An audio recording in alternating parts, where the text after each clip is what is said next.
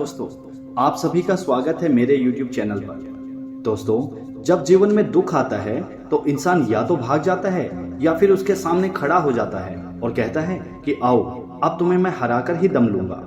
आज मैं आपको एक ऐसी ही कथा सुनाने जा रहा हूँ जिसमें श्री कृष्ण की दिव्य शिक्षा है और एक ऐसे राजा की जीवन गाथा जिसने अपने सबसे काले अंधकार में भी भगवान श्री कृष्ण के शब्दों को दीपक की तरह जलाया। जब हर किसी के जीवन में एक ऐसा मोड़ आता है दोस्तों, जब सब कुछ छिन जाता है। कभी यह युद्ध बाहर का होता है, जैसे व्यापार में घाटा, नौकरी का छूटना, रिश्तों में दरार आना, और कभी यह युद्ध अंदर का भी होता है, जैसे आत्मविश्वास का टूटना, हिम्मत का जवाब देना और इंसान खुद उससे भागने लगता है। ऐसे में अक्सर लोग कहते हैं कि अब मुझसे नहीं हो पाएगा। कुछ लोग नशे में डूब जाते हैं, कुछ आत्महत्या की ओर बढ़ जाते हैं और कुछ खुद अपनी पूरी तरह से जिंदगी खत्म कर लेते हैं। लेकिन ऐसे ही एक समय में राजा विक्रम सिंह के जीवन में भी आया था। एक ऐसा ही अंधकार छा गया था। यह कहानी है मालव देश के महाप्रतापी राजा विक्रम सिंह की। यशस्वी, पराक्रमी और जनप्रिय राजा था वो। लेकिन एक दिन पड़ोसी राज्य ने उसकी राजधानी पर आक्रमण कर दिया। धोखे से हमला हुआ और राजा की सेना हार गई। राजा और रानी, राजा की जो रानी थी उसके बच्चों को बंदी बना लिया गया। महल को जला दिया गया। वह स्वयं राजा जंगल की ओर भागा, अकेले और भूखा और घायल अवस्था में। एक समय का महाराज अब पेड़ के नीचे बैठा रो रहा था कि हे प्रभु, मैंने क्या अपराध किया? सब कुछ मेरा क्यों चला गया? मुझसे मेरी सारी चीजें क्यों छीन गई? मेरी क्या गलती थी? उसे लगता था कि अब जीवन का शायद यही अंत है, अब कुछ नहीं हो सकता। उसी जंगल में दोस्तों एक महात्मा रहते थे। वह महात्मा उससे मिले। वो शांत, स्थिर और तेजस्वी थे।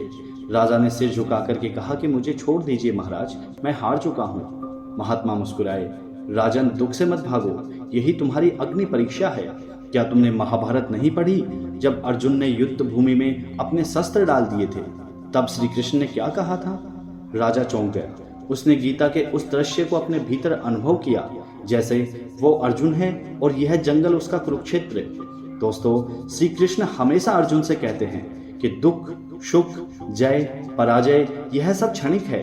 जो इनके ऊपर उठा है वही योगी बना है। तो युद्ध कर अपने कर्तव्य के लिए। राजा विक्रम सिंह ने उस दिन एक निर्णय लिया कि मैं हारूंगा नहीं, अब मैं इसका डट करके सामना करूंगा। उसने पास के गांव में जाना शुरू कर दिया। वहां के गरीबों को संगठित किया, छोटी छोटी लड़ाइयां लड़ी, अपनी खोई हुई भूमि का टुकड़ा टुकड़ा वापस लिया। 5 वर्षों तक वह जंगलों, गुफाओं और सीमाओं पर संघर्ष करता रहा और अंत में फिर वहीं से मालव का सम्राट बना। दोस्तों, अब वो केवल योद्धा नहीं था, वो श्री कृष्ण का परम भक्त बन चुका था, एक तपस्वी राजा भी। इस कहानी में वह राजा कोई कल्पना नहीं है। हर इंसान जब टूटता है तब वह उस पेड़ के नीचे बैठा हुआ राजा विक्रम की तरह ही बन जाता है। आप और मैं, हम सब, जब नौकरी जाती है, बिजनेस बंद होता है, रिश्ते खत्म होते हैं या शरीर साथ नहीं देता, हम भी वही सवाल करते हैं कि हे ईश्वर, मेरे साथ ही क्यों? लेकिन उस समय हम श्री कृष्ण के शब्दों को याद कर लें, मैं तुम्हारे रथ का सारथी बनूंगा, लेकिन युद्ध तुम्हें खुद ही लड़ना होगा। तो दुख, डर और हार सब कुछ बहुत छोटा लगने लगता है। दोस्तों, मान लीजिए कोई इंसान आज 40 साल का है। उसने जिंदगी भर मेहनत की।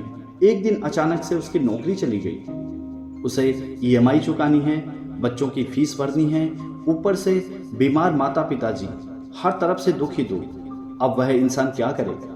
तो उसे श्री कृष्ण को अगर वह याद कर ले और कहे कि हे कृष्ण, मैं थक चुका हूँ पर भागूंगा नहीं, मुझे मार्ग दिखाओ, और फिर से वह धीरे धीरे अपने कौशल से नई नौकरी ढूंढे, नया व्यवसाय शुरू करे, जैसे विक्रम सिंह ने किया था।